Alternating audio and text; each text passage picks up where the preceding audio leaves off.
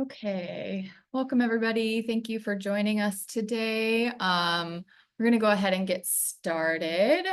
So today we're going to be talking about VPPAs and PPAs and RECs and how to use them in your climate action planning, as well as talking a little bit more about how to potentially embed equity into your VPPAs and PPAs as well. So just a couple logistics. Obviously, the program is being recorded. We will be uploading it to YouTube and sending it out to folks afterwards, hopefully by the end of the week. And you're welcome to share it with colleagues.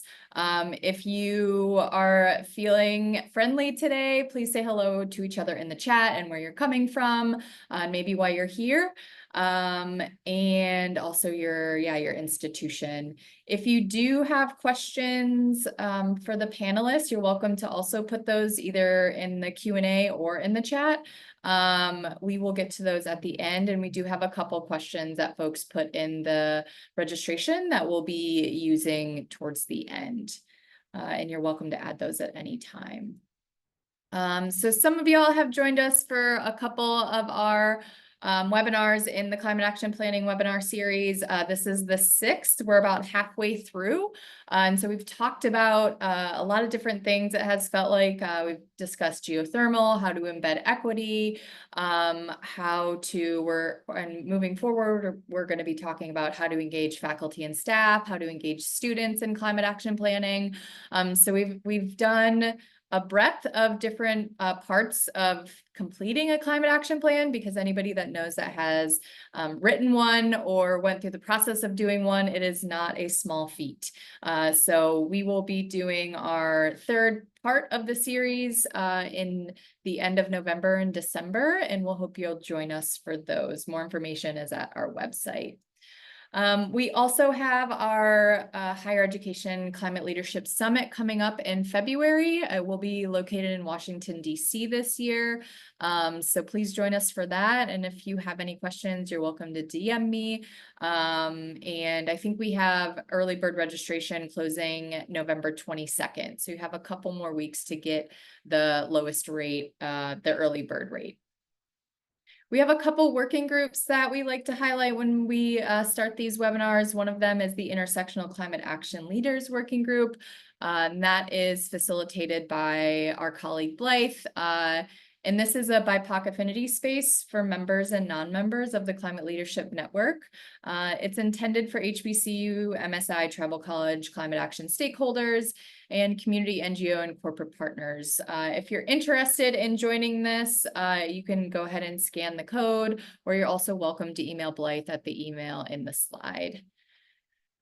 We also have our IRA Community of Practice, which I think is about to jump off. I believe that is starting at the end of November. And so if you are interested in this, you're welcome to scan the code, and one of our colleagues will get back to you about that.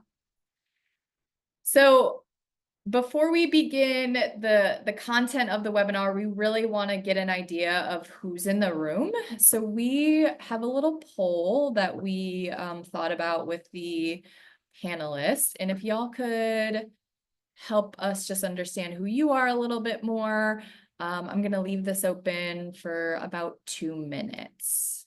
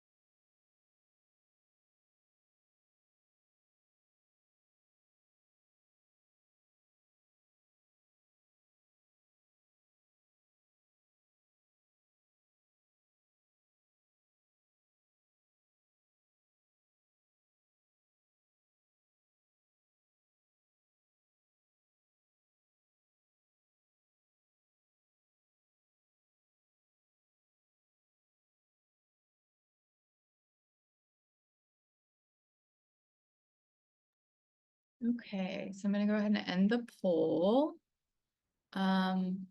Just so we all know who's in the room, we have folks kind of across the board, some people that are just starting to learn, some folks that are still learning, some people that are in the process of getting buy-in. One person is in the process of purchasing, and one person has purchased, whether it be RECs or done a PPA or VPPA. Looks like we have a mix of public institutions and private institutions, and then somebody from a community college, and then a couple non-university attendees. A lot of folks from sustainability and facilities and operations, but then also a couple from student affairs and academic affairs, one from procurement, and then a couple folks that I'm assuming those are the non-university attendees. And then this is pretty interesting. Would be curious to learn more about the frameworks that you all use. That we have 7 of y'all that do have a framework for using a diverse supply chain, and then 3 of you do not, and then 5 of you don't know. So very interesting. So thanks everyone for just kind of letting us know a little bit more about where you're at in your journey. I think that helps the panelists understand a little bit more about you. So I'm going to do just a really brief introductions of who each of the panelists are, and then I'll do the further bios once they start to speak. So today we have Svena Bhasin, who's the Director of Client Services for Coho Climate. We have Yinka Bode-George, who's the founder, president, and CEO of Sustain Our Future. We have Kim Opperman-Torres, who's the Director of Sustainability at Dillard University, and then Delicia Nahman, who's the Director of Sustainability at Lafayette College. So our first speaker is Svena, and Svena leads clients through renewable energy strategy development and implementation. She is an expert on a variety of renewable energy solutions, VPPAs, community solar, on-site solar, etc., and helps clients take advantage of the best solutions and local incentives across electricity markets. She ensures that her team delivers impeccable financial and risk assessments, so solutions always meet clients' needs and priorities, from procurement through contract execution and system operations. Prior to Coho, Svena worked at the U.S. Department of Energy, supporting the Office of Electricity Delivery and Energy Reliability on research related to energy storage, technology development, policy, and implementation. She holds a Bachelor's of Science in Chemistry from Georgetown University and is based in Washington, D.C. So Svena, I'm going to hand it over to you. Can you hear me okay, Cami?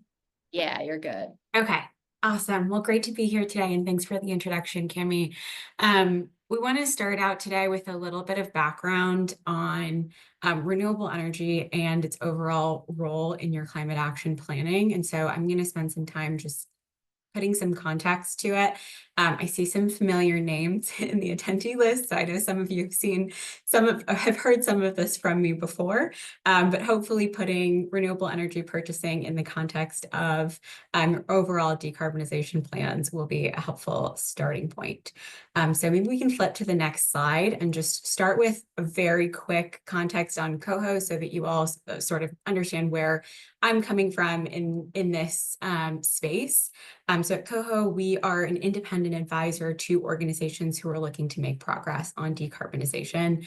And so that means everything from supporting organizations with developing strategies to make progress towards goals, aligning stakeholders on those strategies, making sure that they're actionable and implementable, and then going out and implementing those strategies. So in the renewable energy space in particular, that looks like getting live market bids, conducting financial and risk assessments, and really our support is tailored to whatever an individual organization needs. So no specific solutions that we're sort of marketing or owning here or providers. We're really here to sit on the buyer side and help you all navigate potential solutions. So with that, I'll jump ahead to the next slide, which is just sort of putting into context why is renewable energy so critical? Again, many of you probably are aware of this, but renewable energy essentially has the ability to eliminate your Scope 2 emissions. And so Scope 2 emissions are sort of a bucket of emissions that are effectively under an organization's control, but not directly generated on campus. So the classic example is purchased electricity that typically makes up most or all of an organization's Scope 2 emissions. And you really have just a few paths to reduce your Scope 2 emissions. The first path that we always recommend is exploring energy efficiency in order to reduce your overall electricity usage. But at the end of the day, organizations are going to require electricity usage in some form to be able to run your organization, run your campus, run your facilities. And so the second option is to use cleaner electricity via on-site or off-site generation. And I imagine many of you have looked into this already. With on-site generation, while it's a fantastic solution that you can very clearly point to, it's usually limited by your campus facilities, available land, policy in your local region. And so off-site is typically a major lever to be able to make progress on reducing your Scope 2 emissions. So the next slide here, I'll just, it's a bit of a segue, but did want to just make a quick point about renewable energy not only is core to eliminating Scope 2 emissions, but it's also typically one of the first levers that organizations look to in order to decarbonize. And that's really for two reasons: the cost competitiveness of renewable energy and the fact that it can scale pretty significantly to meet your emissions footprint. So what we have on the slide here on the left-hand side is just an illustrative example of typical levers an organization might pull to be able to decarbonize.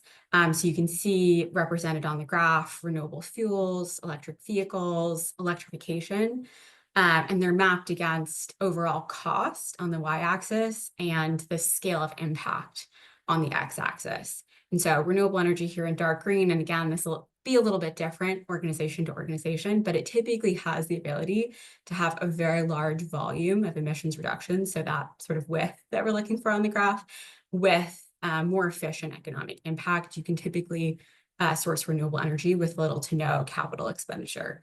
And so for that reason, it's usually a more accessible near-term solution to be able to make progress on climate goals. So what we'll get into next is then, how do we procure renewable energy? And so the critical piece here is renewable energy certificates, or RECs, which are really critical to be able to make claims that you're using renewable energy. So one REC represents 1 megawatt hour or unit of renewable electricity generation. It really gives you the ability to make the claim that you are using renewable energy. And so how these RECs get generated, effectively, whenever a renewable project produces electricity, it produces that electron, but it also produces that renewable energy certificate, which represents the right to that environmental claim. And so in order to be able to make progress, you need to have a path to source renewable energy certificates that then you can claim. The other thing I'll just point out quickly, renewable energy certificates are really designed to avoid double counting so that when you make a renewable energy claim, you know that that claim is yours and that no one else is making a claim from that same renewable energy project. But then on the next slide, we'll just talk through, there are effectively a bunch of different ways to source RECs. And so I won't spend time talking through every single solution here.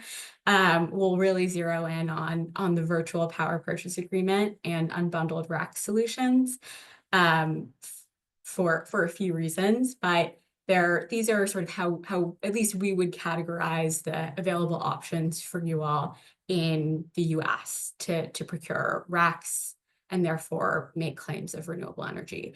And these solutions also will vary for a specific organization. The availability to you will depend on the scale of your organization and where you're located as well. So the reason we're focusing on the virtual power purchase agreement, you can see on the graphic on the right-hand side here, which maps out all of these solutions across the x-axis availability, the y-axis scale. The VPPA, or virtual power purchase agreement, really hits that sweet spot if you're able to address a significant amount of scale, and you're also able to access that anywhere in the US. So how does a virtual power purchase agreement work? We've got a graphic on the next slide that will talk through that briefly. Effectively, a virtual power purchase agreement allows you to procure RECs at scale from an offsite new build project without impacting your campus energy purchasing. So you can see the buyers in the middle here. On the left-hand side is how you currently purchase electricity, either from your utility or your current retail supplier. What a VPPA would do is add an extra layer of purchasing to your current program. And so it starts with a new renewable energy project. In the US, it's typically a large-scale wind or solar project located anywhere in the US. You would contract with this large-scale project to purchase the renewable energy over a term. And once that project is operational, it'll sell electricity into its local grid at whatever the floating price that electricity is at that location. That project will also generate those RECs that you need in order to make the claims. And if you have contracted for that renewable energy, you will also receive the RECs to be able to make the claims. The last point is really where it comes down to as far as what is the sort of commitment, how does this work? Basically, on a monthly basis, you'll see a project settlement that is either a profit or a loss, depending on what that electricity wholesale price is. And so upfront, you will agree to a fixed price with the developer. Let's say, for example, $50 per megawatt hour that's generated. And depending on the floating price, you'll receive a settlement that's either a profit or a loss. So if that floating price is $55 per megawatt hour in a given hour, you will receive $5 per megawatt hour.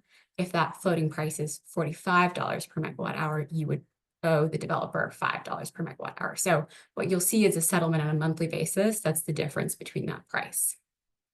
And that basically allows you to access the RECs. It also allows you to make the claim that you are catalyzing a new renewable energy project. You can point to that project when it's built. And you can also engage with a bunch of other potential educational or social benefits, community benefits tied to that specific project. The last thing I'll speak to is sort of how do you access a VPPA? So there are a lot of steps along the way. So it's certainly not a simple process, but again, making significant impact to your scope 2 emissions rarely should be. And so you can see sort of an indicative process of what we would think about as the critical steps to a successful VPPA. So the first is obviously entering the market, but a critical part of that is educating and aligning your stakeholders so that they can move quickly when you have an opportunity to access a project that meets your needs and priorities. Next, you would collect market data, identify best fit project, based on the project's location. It could be based on that fixed price you're agreeing to, could be based on the educational and social benefits of that project.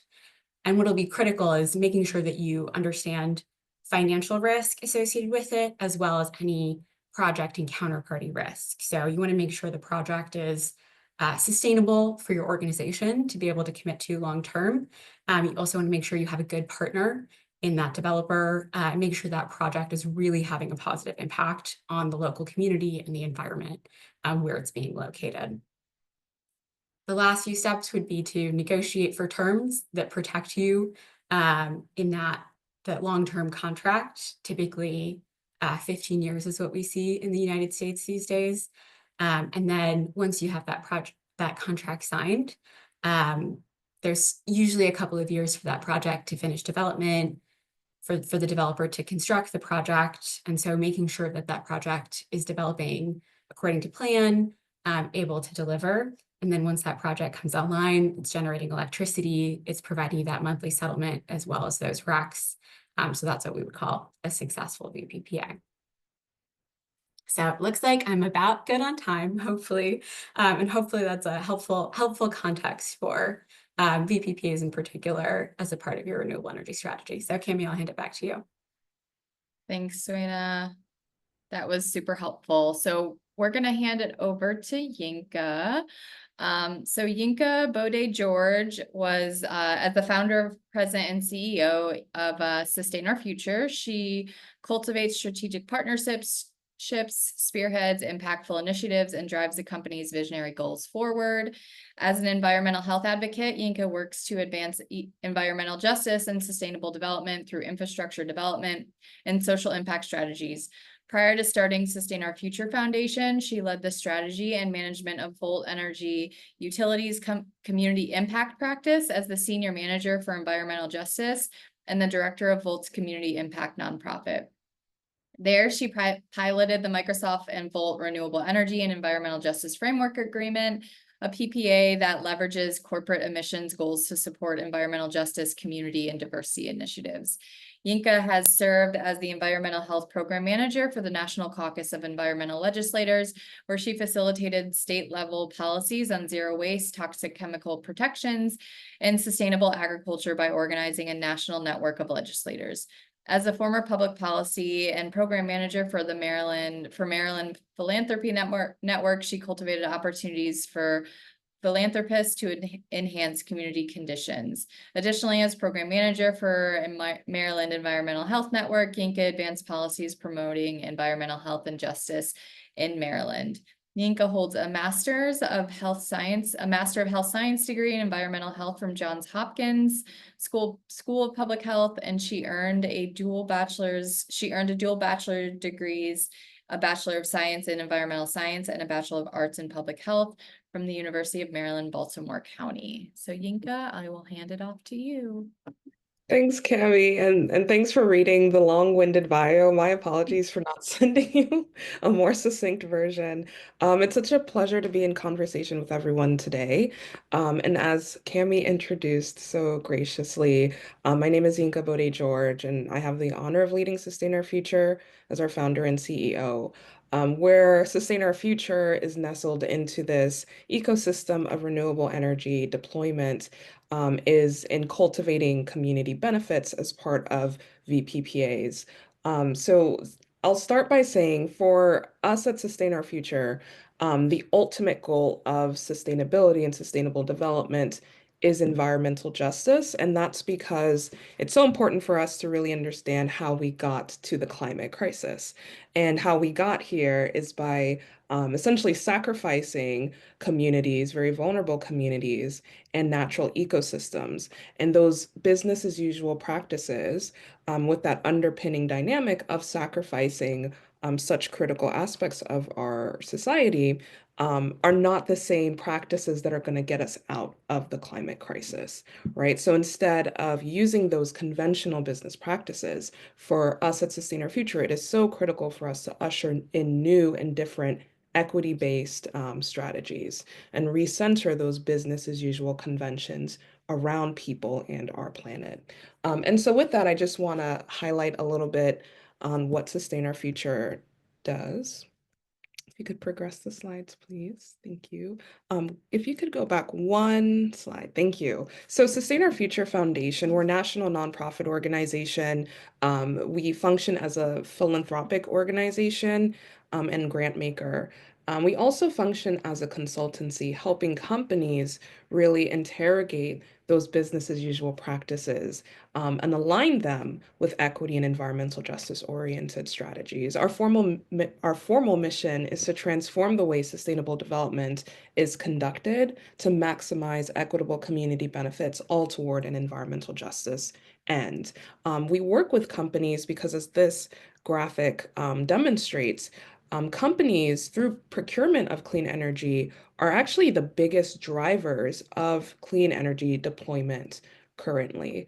And so when you think about the massive amount of clean energy that's being developed through these procurement devices, it's very, very important to make sure that these companies are conducting their procurement strategies with equity and justice in mind.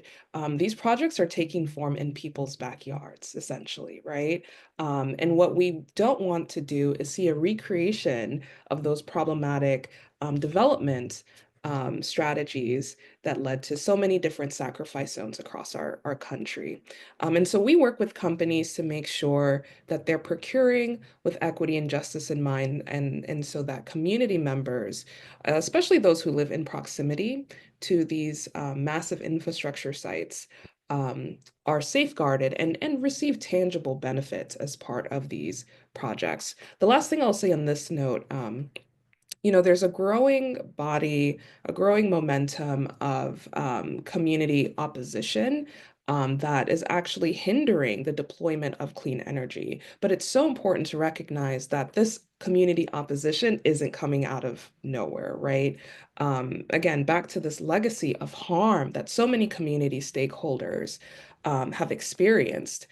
It's now showing up in a great deal of NIMBYism, not in my backyard, when these proposed projects come into communities. So in order for us to really meet deployment goals, it is so important to get community partnerships right and not think about it as a transactional opportunity, right? But really think about it as healing that legacy of harm that caused distrust, and other exploitation in communities while deploying sustainability and sustainable infrastructure. Next slide, please. So as I mentioned, Sustain Our Future's orientation is to really help developers, buyers of clean energy shift their targets, right? Shift their goals towards something more in alignment with environmental justice outcomes for communities. We've done a number of what we like to call environmental justice or equity power purchase agreements with companies to help them as they execute these agreements, actually use them as an investment mechanism for local community benefits. So we have a history of partnering with notable clean energy buyers like Microsoft, and have executed various agreements since our inception with a number of clean energy developers, AES, for example, in order to cultivate local benefits. I'll visualize momentarily what this looks like and how we're written into PPAs to steward local community benefit funds. But in a nutshell, Sustain Our Future is essentially a third-party entity written into these agreements to receive funds for local benefits. In this case with AES, we partnered with them as they executed a PPA with Microsoft for a Central California utility scale solar project. We were written in to receive about $1.5 million for local community benefits. And in the implementation of those benefit funds, we work in partnership with the local communities as well. And I'll highlight exactly how later in my conversation. But before that, I just want to visualize for you all what this PPA structure can look like. Next slide, please. So hopefully this is a helpful visual. It starts with a clean energy buyer and a clean energy developer undergoing an equity-based power purchase agreement. So this power purchase agreement has various standards that adhere to equity and environmental justice outcomes in the development of that solar project, for example. And these standards look like workforce and hiring standards, siting standards, and I'll walk through what ideal equity standards can look like, and sort of examples from our work. But one of my favorite parts of these standards is the creation of a community benefits fund.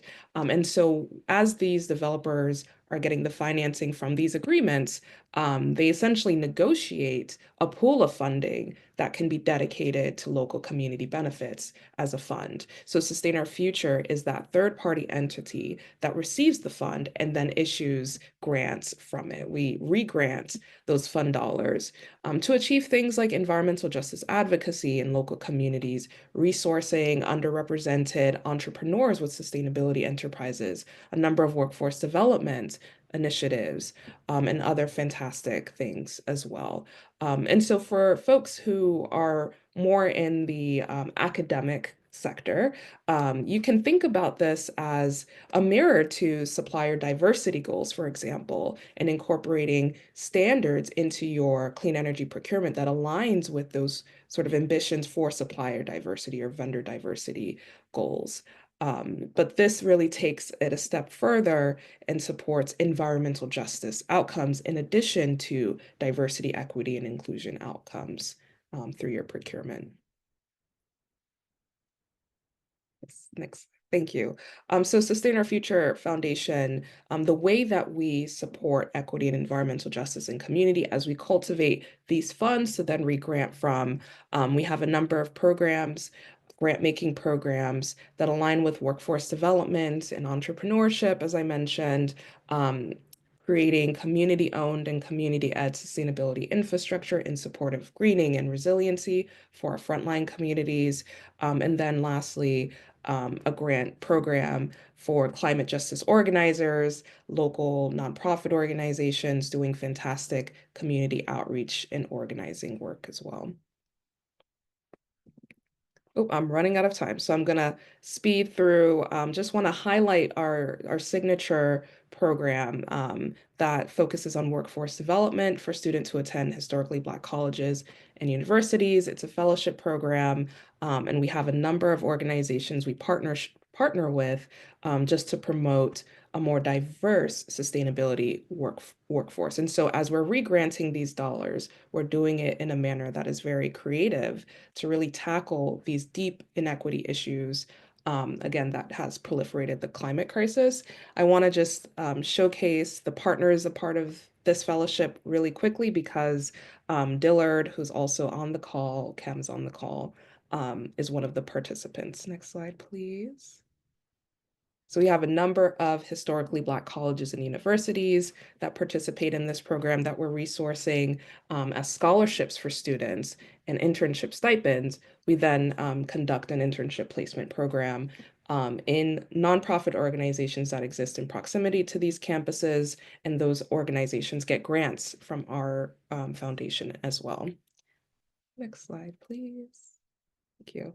And just to bring this point home, there's a critical imperative to leverage these clean energy procurement goals for equity and environmental justice. And what this enables is not just decarbonization of energy grids, it introduces holistic benefits to more stakeholders, community stakeholders, and can enable prioritizing those most negatively impacted by industrial pollution and our legacy of environmental injustice. It also helps to tackle those root causes of environmental injustices and cultivate deep equity work for our communities.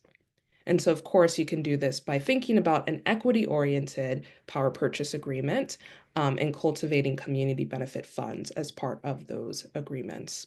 And lastly, I want to highlight some really great standards to incorporate in power purchase agreements as you're incorporating them, as you're considering them, but also throughout your clean energy procurement strategies as well. If you could go to the next slide.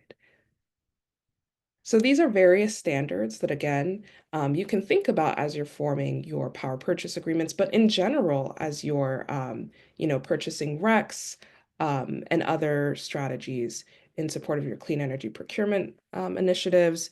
First, thinking about the developer of these projects, what are their commitments to diversity, equity, and inclusion and environmental justice? Do they have public ESG goals and things like that? What are their engagement with community stakeholders? Do they have an advisory council?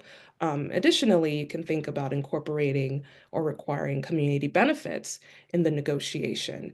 And so in the power purchase agreement, we tend to be written into the buyer just essentially pays a little bit extra for us to then receive to subgrant.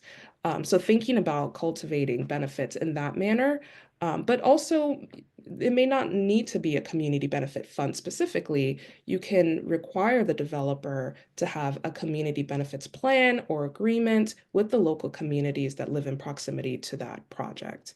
There's also a number of economic justice standards that you can incorporate, like making sure property values aren't severely impacted or even in the contracting, the subcontracting in partnerships with the EPC, helping them to cultivate contractor diversity standards, also livable wage standards. There's also a number of workforce development commitments that the developer can take on as part of their work. And then lastly, environmental commitments, which is very, very important, thinking about the siting of these projects, right? Making sure that these projects aren't sited on culturally sensitive lands, which is a growing issue in our indigenous communities, or in carbon sinks, right? We're making sure that we're not cutting down a really great forest that's pulling carbon from the atmosphere as we're progressing these clean energy projects, and a number of environmental considerations as well. So I know I went over, sorry about that, everyone, but hopefully that gives you a great idea on how to embed equity-based approaches in your strategies. Thanks, Sinka. Sorry to push you too. I feel like it could be a whole hour talking about this, but we really appreciate you being here.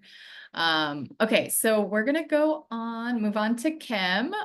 So Kim Opperman Torres is with Dillard University. She is leading the university's journey into the future of clean energy. As Director of Sustainability, Dillard has been awarded nearly 21 million in grant funding, and most notably 20 million from the Environmental Protection Agency's Community Change Grant. This funding will provide high-efficiency HVAC upgrades, expand building automation systems, install solar arrays and backup energy, expand bike sharing, establish EV charging stations, and begin recycling and composting at Dillard. These transformative projects will reduce the university's carbon footprint while reinvesting the realized savings into further energy efficiency programs as Dillard moves to align itself with Louisiana's climate action plan. And Kim, I'll hand it over to you. Thank you, Cami. Can you see me? Yes. Okay, great. Hi, everyone. I'm Kim Opperman Torres, and I'm just going to talk to you a little bit about how Dillard has been working with Sustain Our Future Foundation. So this is sort of the last step in the process side is kind of what I'm talking about. So I'm going to tell you a little bit about the fellowship that Yinka briefly mentioned. One of our students, Madison Hicks, applied, and this was a wonderful experience for Madison and the other 6 students that came from HBCUs that participated in the fellowship. It not only gave them an opportunity to learn about sustainability, not only gave them a chance to have an internship in their community with an organization that was serving the community in an environmental justice program. But I think one of the really amazing things about this this fellowship was that all 7 of these young women came together, shared experiences, learned what was going on in their different locations, learned about the challenges in their different locations. Not to mention that Sustain Our Future gave them some executive skill training and got them together to really, build out and support them. And I know from Madison that this was a fabulous experience for her. She was already a wonderful person, absolutely. But this fellowship really sort of gave her vision and gave her a lot of ideas about what she could be doing in the justice area to work towards, improving situations for people in the front fence lines and those sorts of situations. So I think it's a beautiful program, and it speaks very well of Sustain Our Future, that they're working with these students from HBCUs and spreading it out across so many HBCUs. And then someone like Madison, who's happens to be the head of the president of my environmental club, she's bringing these things back, and she's continuing to educate our student body about what options are out there. If you show us the next slide, Dillard is, as Cami mentioned in our introduction, we are entering this space of being a university that's looking towards clean energy and how we're going to integrate that into the learning of our students. You can see our students are engaged in lots of activities, planting and trash audits and tree inventories and those things. But we want our students to not just be engaged on campus, we want them to also have the opportunities to have the campus be a living learning lab. And for them to be learning about sustainability in not just a sustainability course. We would really love it to be spread out across all of their coursework. So we're working towards a minor, maybe a major in the future, to get Dillard into this space of sustainability. What we're doing with Sustain Our Future Foundation is also fabulous. As you heard Cammie mention, we've won a $20 million EPA grant where we will be putting renewable energy on our campus, backup batteries, setting up a resiliency hub, just basically taking Dillard and elevating them to a whole new place with clean energy. What Sustain Our Future is going to be doing with us as kind of a beta testing of some of the work that they want to do to support HBCUs is they're going to help us set up a greenhouse gas inventory, set up our climate action plan, and get us into the space that so many large public universities are in. HBCUs, you can almost count on one hand how many director of sustainabilities there are at HBCUs. And some of those people on that one hand are doing another job, like running facilities or being professors. So it is not as common for you to find in an HBCU environment a director of sustainability whose sole purpose is to just work on that. I happen to be lucky in that case that I can focus a lot of time and energy on what we're doing in sustainability. But what Yinka is doing with Sustain Our Future Foundation is going to help us set up an inventory that we currently do not have, set up a climate action plan that we currently do not have. I've only been on this job 15 months, I should say. I needed to tell that at the beginning. So we're really new in this space, but with their support, we're going to be able to get these foundational policies set up that will move the university forward. And I think it's really critical to understand that when you're at a large institution where you have a huge department of sustainability, that's a very different situation than what we're seeing at HBCUs. This also gives us the opportunity with these documents, with this work that we're doing, setting up all of our data, making our greenhouse inventory. How wonderful to then be able to put that into the hands of our students. So we've set up renewable energy on campus. Let's get ourselves a portal, like Bowie State has a fabulous one that I'm so jealous of, where our students can see the energy we're producing, see what we're doing in our buildings to try to improve energy efficiency, basically make the whole school an opportunity for them to learn, and not just a STEM major. Business majors, urban planning majors, all of our students need a knowledge of sustainability. And as our students begin to get that knowledge, I think we're going to see everything sort of move forward in their awareness of, okay, I might grow up to not do a STEM-related job, but I'm going to have an awareness of sustainability for our future so that I can make decisions at my company, my organization that's going to, help us move forward and do our best. So that's the role that Dillard is playing with Sustain Our Future Foundation, and I hope maybe in the future we'll be on a webinar and I'll be able to show you all the great progress we've had. So it's been a wonderful experience to connect with Yinka, and I will say I was so thrilled by everything that Madison brought back from her experience. And so, I think our end of the process, we are definitely trying to do our very best to serve the students and to do our best to, sustain our future. Thank you very much. Cammie, I'll go back to you. Thank you, Kim. And we're going to manifest it into existence that you will be back here in a year plus talking about all of the great things that Dillard has done. We know that for sure. Okay, so we are going to move on to our last speaker, who is Delicia Nahman. And let me grab her bio real quick. Delicia is a senior sustainability strategist with 20 years of experience catalyzing environmental social governance, net zero, and nature positive thought leadership and facilitating organizational change management. She approaches her work with a focus on managing systemic climate risk and assessing dynamic materiality. She received a BA and BS from UC Berkeley and an MBA in sustainability with an impact finance concentration from Bard College. So Delicia, the floor is yours. Great. Thanks, Cammie. And just listening to all the other speakers makes me feel so fortunate to be part of this community. I am the Director of Sustainability at Lafayette College, and Cammie, if you can go up to the next slide. That would be great. So Lafayette College is located in Easton, Pennsylvania. So we are Southeast Pennsylvania. We are an exclusively undergraduate residential liberal arts plus engineering college. with just under 2,800 students representing about 44 US states and territories, but 60 countries globally. And we are the first higher education institution in the Lehigh Valley to commit to carbon neutrality, which occurred in 2008. And we continue to have the most ambitious timeline of all the colleges here in the Lehigh Valley. Next slide. So our current goal is to achieve carbon neutrality by 2035. And we intend to do this in a few different ways. Most importantly is through a diversity of approaches to achieving emission reduction. So as Svena pointed out, certainly focusing first on energy conservation measures, but also thinking about renewable energy strategies, taking into account carbon sequestration strategies as well. And we do have a climate action plan that outlines this. But while we're thinking about all of these operational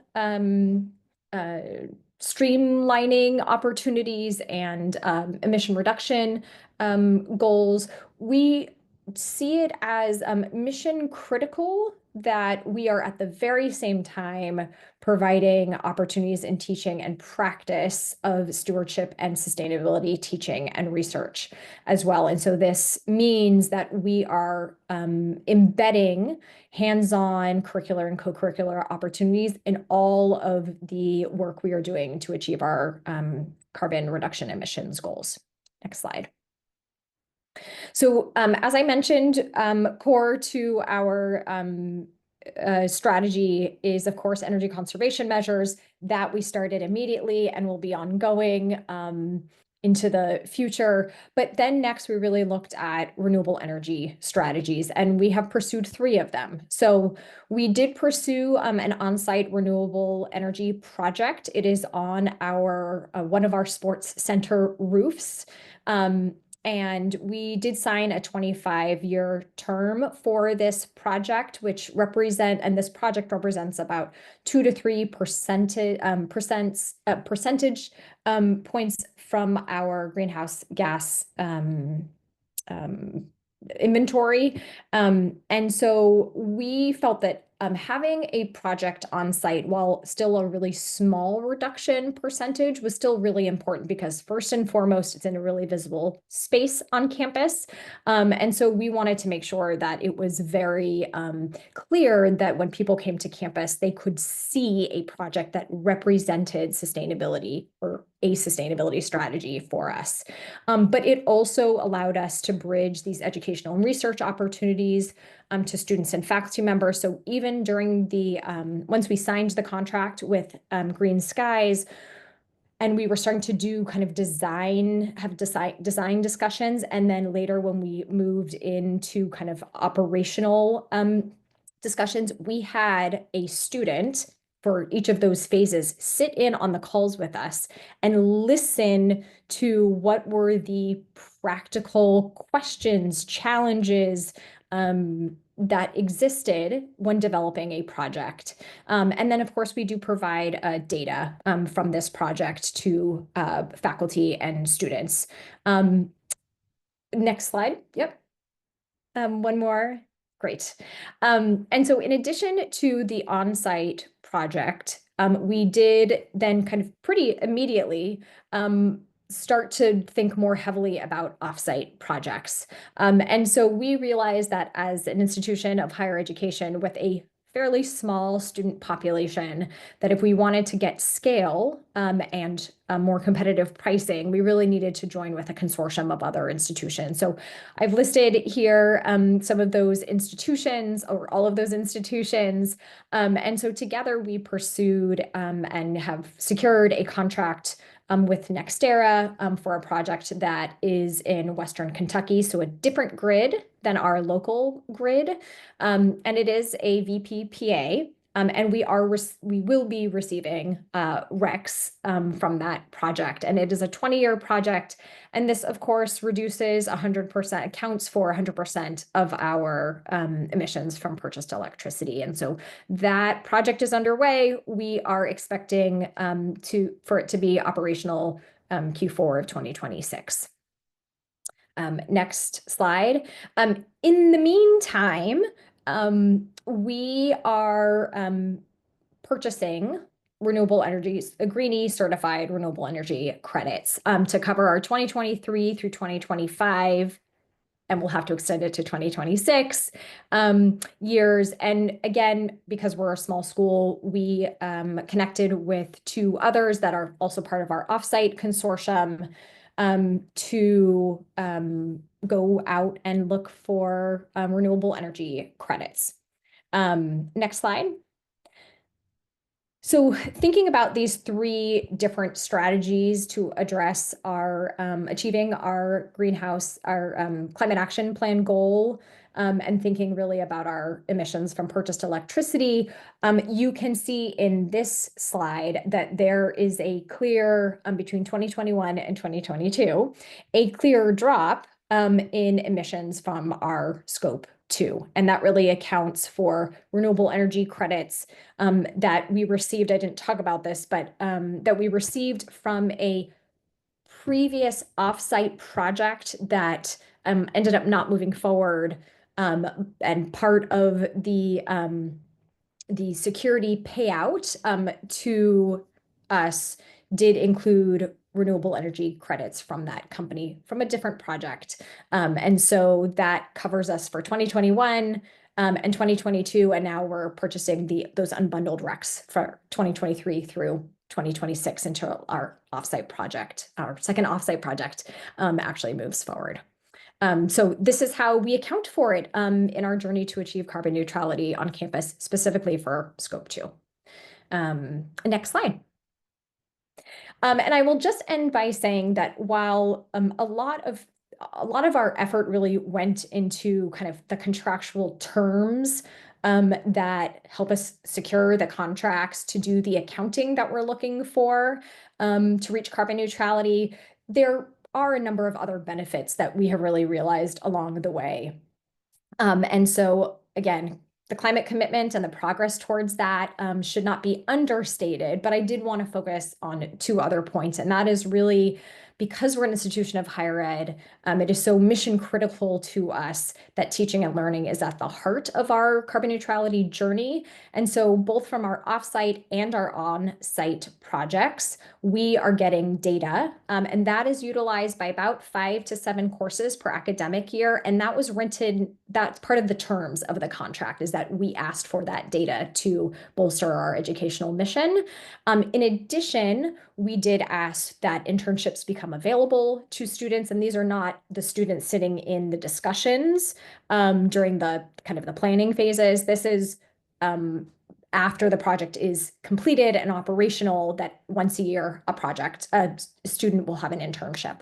And then they also provide lectures to our students on campus. And then, of course, maybe most importantly, because as sustainability professionals, we are change agents in many ways, we really benefited tremendously from all the internal capacity building and learning that came through these negotiations of these contracts. And so interdepartmental collaboration greatly increased within our institution, but also between the institutions as well. So now we're in conversations on other sustainability topics.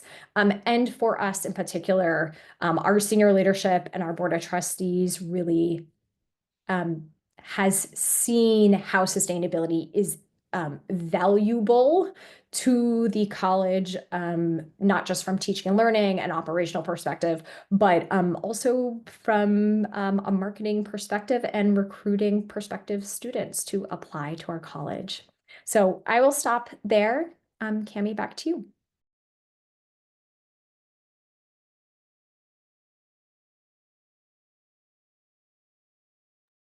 Okay, we're gonna have all of our panelists come on screen, and we'll do Q&A. We'll say 10 minutes since we started a little late, if that's okay with folks, if they have until 1:05. I just wanted to kind of, well, first, thank you all of this. I know that we tend to try and squeeze so much in such a short amount of time. So I'm really thankful for each of you being here and talking about kind of the different aspects of your work, each of them being really critical, I think, to the bigger conversation.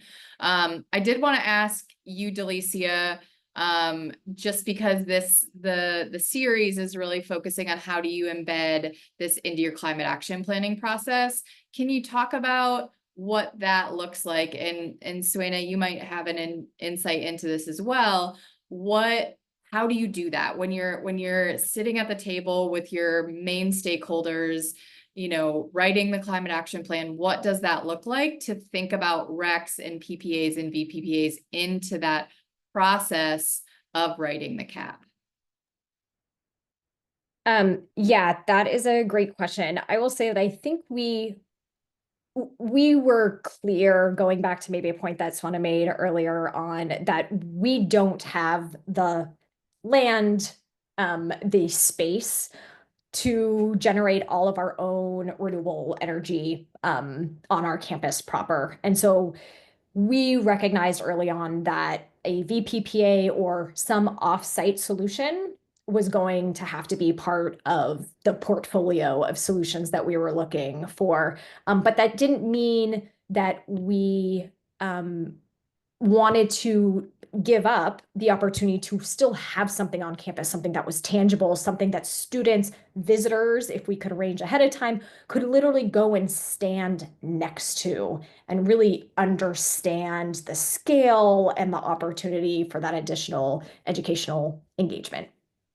So that's maybe my short answer. Svena? Yeah, I'm happy to add quickly. I think one critical element to sort of determining how this plays into your climate action plan is really just, well, maybe two critical elements are engaging your stakeholders across functions and making sure that they sort of understand the implications of all of the different solutions for decarbonization that are available to you today, because your procurement stakeholders, your finance stakeholders can really be your biggest advocates when it comes to actually executing on these. And so making sure that they're sort of comfortable with all of the options and then selecting the one that makes the most sense based on their priorities and needs. And I think that the second piece of that is sort of aligned, but really making sure to cast a wide net and looking at all of your options, which I think Delicia gave a good example of how Lafayette College did that. Looking at all of your options and figuring out, how do we combine solutions? Can we be creative in a way that meets those needs? And how do we make sure everyone sort of understands the implications of those solutions? Great, thanks y'all. And then, so Yinka and maybe Kim, you can add on to this, but start with Yinka. When you think about how higher education institutions can really start to embed equity into their PPAs or VPPAs, what does that process look like for you?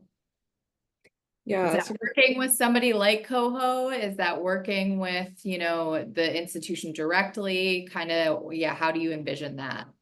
sure. So we work with companies to help them actually construct agreements that have these standards incorporated. And actually, one of the resources I would love, Cami, if you can send it out to the attendees, in our pilot of this version of the PPA, we actually constructed a white paper with Microsoft's team and included the contract language of that PPA to make it publicly accessible to anyone. So if you're interested in seeing what all of these principles look like operationalized into a contract, that is a publicly available agreement for anyone to see. So I highly recommend maybe starting there and working with intermediaries like Coho, like Sustain Our Future, and others who are really helping anyone cultivate community benefit oriented sustainable development. So definitely check out that resource and leverage your intermediaries with the expertise. Great, thank you. And then Kim, with the intern that you hired, what were really their main, responsibilities when you hired them on? Oh, so actually, Madison was interning with an organization here in town called Feed the Second Line. So she was working with an organization that supports, this is kind of, second lining is something that's done in New Orleans. It's a very deep cultural experience where communities will come out. It's sometimes second linings or for weddings, for funerals, for celebrations, for all sorts. So Feed the Second Line is an organization that kind of supports that cultural group and make sure that this doesn't die out in our communities. Generally, these are in Black communities, right? And this is an important connection. And some of you may have seen like the Mardi Gras Indians, those sort of organizations, the very deep cultural roots of the history of the city. So she was working directly with them, doing on their programming, on their community building, on their engagement, and also looking at some ways that they could be bringing sustainability efforts into their work. And I think we do have a question in the chat, so I don't want to talk too long because someone might want an answer to that. Thanks, Kim. Okay, so the two questions, maybe we can just couple them together. One is, have you seen roof replacement as a particularly good opportunity to put solar, or is it better to put it on a sports stadium roof? And then from Brooke, how have you shown return on investment to trustees, et cetera, RE student recruitment and retainment? I could maybe just share at Lafayette what those conversations look like. Our roof on our sports center was not due at that time for a replacement, but it was going to be due within 3 to 5 years.